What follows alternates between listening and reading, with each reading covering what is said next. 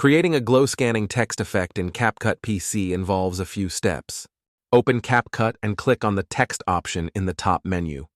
Choose Add Text and type in your desired text.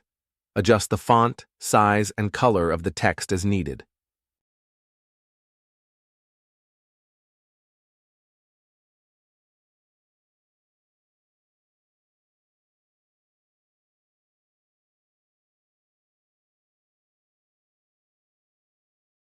With the text selected, go to the Animation In tab and search for the glow scanning animation.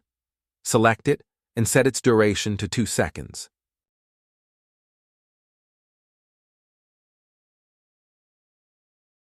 Preview your video to ensure the glow scanning text animation looks as desired. Once satisfied, click on the Export button to save your video.